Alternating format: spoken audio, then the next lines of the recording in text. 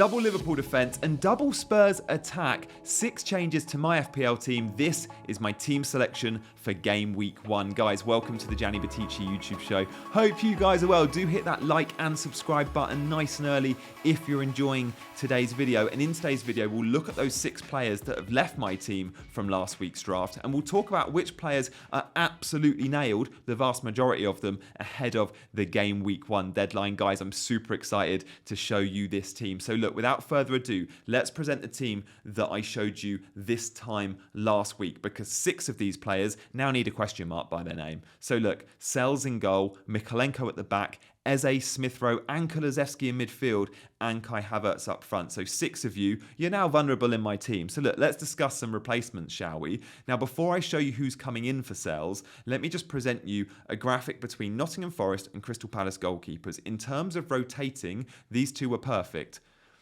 But it's 0.5, perhaps too much spent on my bench. I could have a 4 million goalkeeper on my bench instead of a 4.5, and I need that $500,000 for this draft. So with a heavy heart, the idea of 2 4.5s is going to leave my team. Now, picking between Sells and Henderson is difficult. Arguably, Sells has the slightly better fixtures, but Henderson I know is safe. He can have a bad game and he'll keep his spot. Sells has a bad game. He's got new keeper Miguel. He's got Matt Turner. He's got options breathing down his neck. And with that in mind, knowing I need a set and forget and I've got no backup, I'm going to go Henderson in goal. So let's put Henderson from the bench into the 11 and replace Sells with Matthews at Palace, who's 4 million and could become the number 2 goalkeeper at Palace if Sam Johnson is sold. So set and forget 4.5 at the back. Trent stays in the team. He got 74 minutes in that Liverpool friendly against Sevilla. That was absolutely needed. So Trent stays. He got an assist in that game for Diogo Jota. More about him later. Lewis Hall stays. He's been getting all the minutes for Newcastle at left back. And Barco and Harwood Bellis, 2 good 4.0 defender rotations. Instead of Mykolenko, however, I'm going to replace him with Kwanzaa from Liverpool. Now, this is a really interesting one because Kwanzaa has been playing over Konate. Kwanzaa has been partnering Van Dijk. He did against Sevilla. And when Kwanzaa and Konate played the friendly before that, it was Kwanzaa who got to play right centre-back and Konate was forced to play left centre-back, the Van Dijk role. I think Kwanzaa, who's the better ball player, is all set now to start the season. He's 4.5 million. It's a cheap route to the Liverpool defence. Let's have a look, shall we, about how my rotating defenders would work. So this chart shows that, forget Trent, right? Trent's set and forget. But between Barco of Brighton, Kwanzaa of Liverpool, Hall of Newcastle, and Harwood Bellis of Southampton, we can see here that I'm using all 4 of these players in and out my team. So I'd start game week 1, yeah, Kwanzaa and Hall are in. Same game week 2, it would be Kwanzaa and probably Harwood Bellis. It's going to rotate. And I'm fine with that. I'm using Barco 4 times in the first 10. Things might change here. 7 for Kwanzaa, 5 for Lewis Hall, and 4 for Harwood Bellis. This could, of course, change, and there's a good chance I wildcard before game week 10. But the rotation works. And as much as I like Mykolenko for a bit of upside, Kwanzaa doesn't have that, but he does come with better clean sheet odds. And actually, let's have a quick look at some data, shall we, from last season.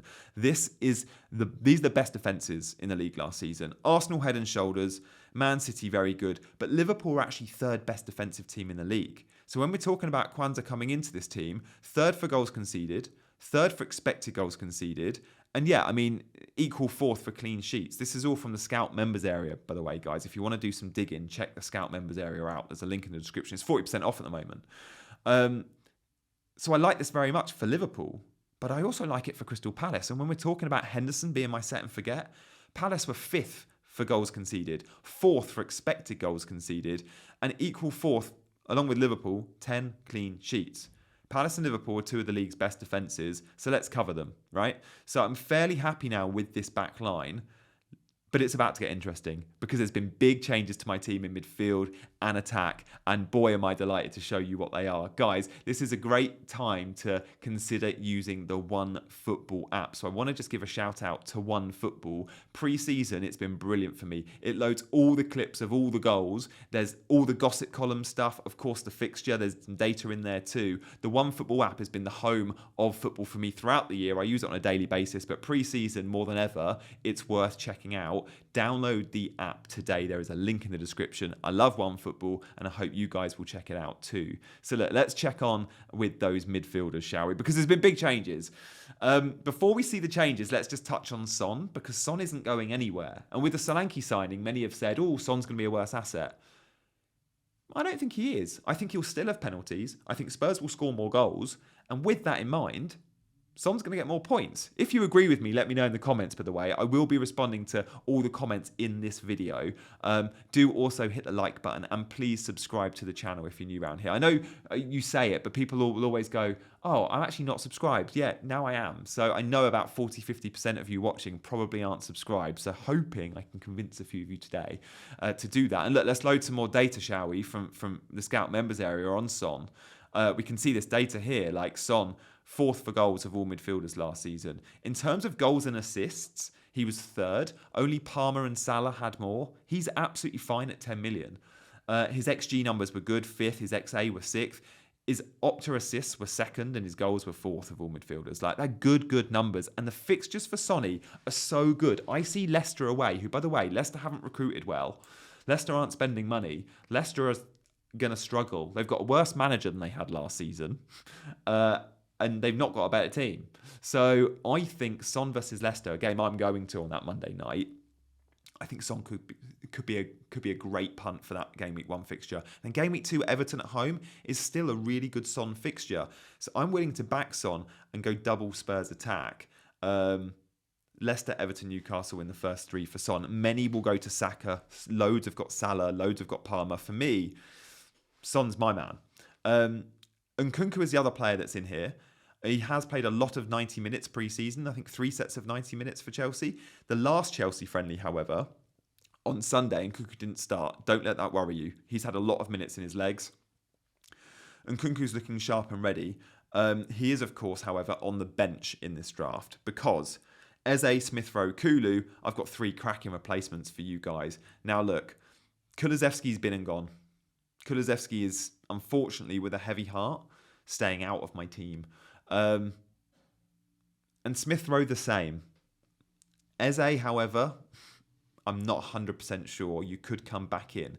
Let's talk about the Eze replacement first and foremost, and that is Diogo Jota. Guys, if you've been watching my pre-season content, you'll know how hot I am on Jota the Slother. The goal against Sevilla in pre-season on Sunday, the Trent cross, the Jota goal was just amazing. But guys, I didn't want that. I didn't want that to go in. I don't want Jota scoring tons of goals or everyone's going to pick him. I've said I'm looking at Jota for weeks now. He's going to start game week 1 up front. Now, there's a chance Darwin comes in or Gakpo comes in game week 2, 3. But if Jota plays well game week 1, he keeps the spot. And pre-season, boy, has he looked good. We've seen loads of assists. We've seen that goal against Sevilla, which was an absolute rocket left foot volley over his shoulder. The fixtures are so good. In fact, let's just load the fixtures, shall we? Because this is a ticker. I filtered this in the Scout members area, and this is the big 8, right? Liverpool, top of the ticker. They've got the best fixtures in the first 5, and I only want to look up to the first 5 because I could wildcard early. So why plan for the first 10 game weeks? Plan for the first 5 or 6. So look, Ipswich away, Brentford at home, United away, Forest at home, Bournemouth at home. If Jota plays well, he keeps his spot. And if he keeps his spot, I don't mind that he'll get some early subs. He might come off at 60, 70 minutes in a few of those games. If he's starting, boy, do I want him at 7.5 as a midfielder playing number 9 for a very good attack. That Liverpool attack against Sevilla looks so good. Salah wide right, Diaz wide left, Szoboszlai just behind Jota. It's a lovely looking front for that. And Szoboszlai, by the way, at 6.5 is paying very well in the number 10. So look, for me, Jota's in. I needed to find 500,000 from the Eze price, which is why Matthews went down, came in instead of Sales in goal. Saved me 0.5 in goal. Let's talk about more like-for-like changes in terms of balancing that midfield out, though. So Smith Rowe leaves the team and Anthony Gordon comes in. That's 2 million I've got to make up, and I'll tell you where I'm making that 2 million in just a second. But I like it. I like Gordon. Gordon, like Jota, has been in most of my drafts. And with that in mind, I saw Gordon, that first friendly he played for Newcastle, I needed him to get 45 minutes. He got 45 minutes and a goal against St James's Park. Here's Southampton in game week 1. It's the best fixture on paper. Gordon's a really, really nice option. I actually think I prefer Jota to Gordon just. And if one of them goes to make room for Eze, then arguably that would be Gordon out, Eze in. We'll talk more about that later. The other replacement here in midfield is Kulu out for Oscar Bob in. Yeah, Oscar Bob. In a brilliant Community Shield. I tweeted weeks ago. In fact, check this tweet out, right? I said, come the Community Shield, everyone's going to be looking at Oscar Bob. This was weeks before the Community Shield. I was right. And guys, I'm one of them. I saw the Community Shield and I put Bob in my team. What I needed in the Community Shield was him to get a load of minutes, and he got like 89, 90 minutes, and him to look sharp. And that first half, he was electric. And then the second half, he pulled out an awesome assist for Bernardo late in the game. Oscar Bob's going to start the season on the right-hand side. And a bit like Jota, play well, keep your spot. Right? So Oscar Bob at 5 million, yes, at times he'll be on the bench. He's an 8th attacker. But for Game Week 1, I think he's probably in the 11. For Game Week 2 against Ipswich, he's in my 11. Guys, do hit those buttons. Thank you for subscribing and liking. If you disagree with any of my choices or feel strongly that I should have Eze in my team or whatever, let me know in the comments. I look forward to chatting with you guys, as always. And channel members especially. If you want to know more about membership, you can just click that join button below. I've got a WhatsApp group for members. I've got loads of extra content. It's a great way of supporting the channel. Loads of members have been coming on board in the last few weeks. Thank you to all of you that have.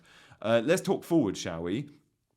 Haaland and Isak, I don't think we need to talk about. You guys know why I'm on Haaland and Isak. They're not going anywhere. But that third forward was Kai Havertz.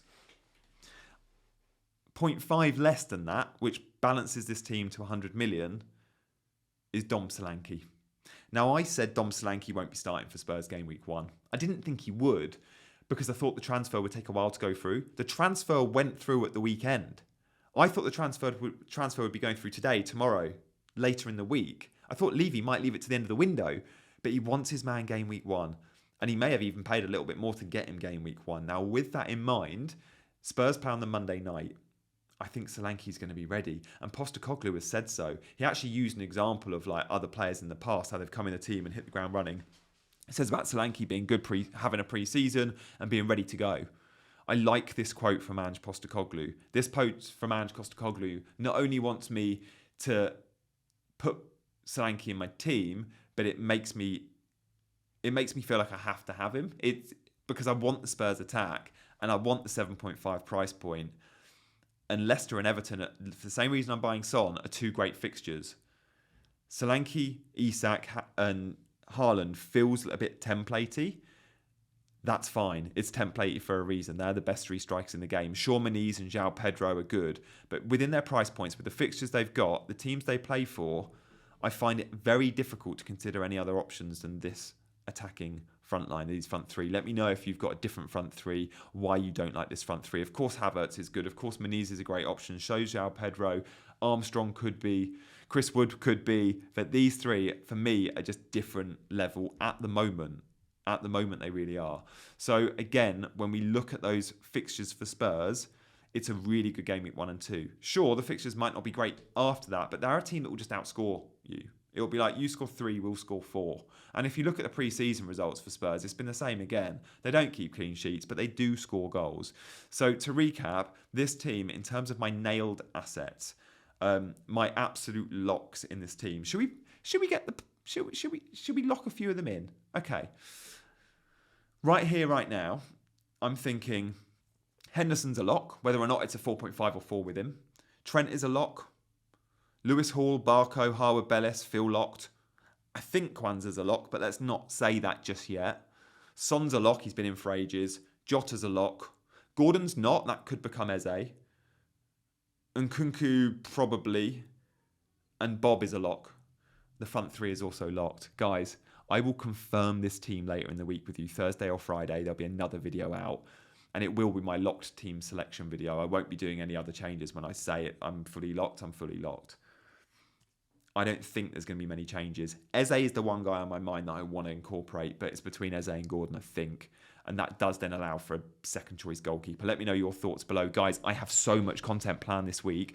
I'm going to be doing team selection videos with former FPL champ Ali Hangarov, with one of my favourite managers in the world, FPL Chai. with a former Premier League footballer who finished 145th in the world last year. Loads to look out for. Do hit those buttons with the notification bell, subscribe on your way out, and I'll see you next time. Thanks for watching. Bye-bye.